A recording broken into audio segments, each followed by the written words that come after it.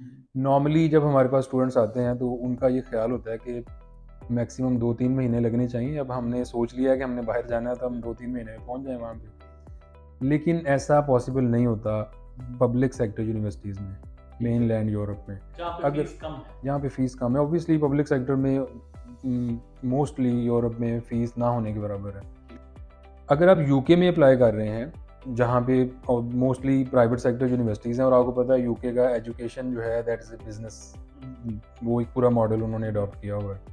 तो वहाँ पे बिल्कुल पॉसिबल है कि आप 2-3 महीने में आपका प्रोसेस कंप्लीट हो जाता है। आप इधर से अप्लाई करते हैं, यूनिवर्सिटीज़ वो तो पहले ही इंतज़ार कर रही हैं, बल्कि उन्होंने एजेंट्स रखे हुए हैं और वो पैसे देते हैं कि हमें स्टूडेंट्स दें।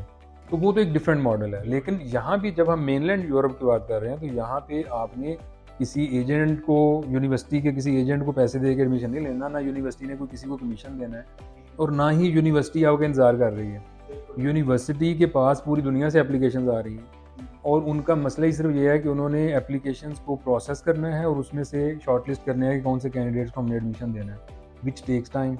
तो इसलिए जो यूरोप में मेनली तकरीबन सभी universities at least 1 year in advance वो अपने एडमिशन का प्रोसेस शुरू कर देते हैं। ख़ास तौर पे जो थर्ड कंट्री नेशनल्स हैं इनके लिए डिफरेंट राउंड्स चल रहे होते हैं। उनके सेकंड और थर्ड राउंड जो होते हैं वो उनके अपने लोकल स्टूडेंट्स के लिए होते हैं। लेकिन जो इनिशियल राउंड्स हैं, लाइक अगर आप नेक्स्ट ईयर सितंबर में अप्लाई करना है तो आपने इस साल सितंबर अक्टूबर में अपना प्रोसेस स्टार्ट करना है। तो एक समझ लें कि आपको तकरीबन 1 साल का स्पैन है। थोड़ा सा कम हो जाएगा अगर आप फॉर एग्जांपल दिसंबर में प्रोसेस शुरू कर रहे हैं, सितंबर में पहुंच रहे हैं, तो still it is 7 to 8 months. तो इतना टाइम होता है। अगर आपने यूरोप में जाना है, कम फीस में जाना है, पब्लिक सेक्टर में जाना है, तो आपको वेल इन टाइम अपने प्रोसेस को स्टार्ट करना पड़ता है।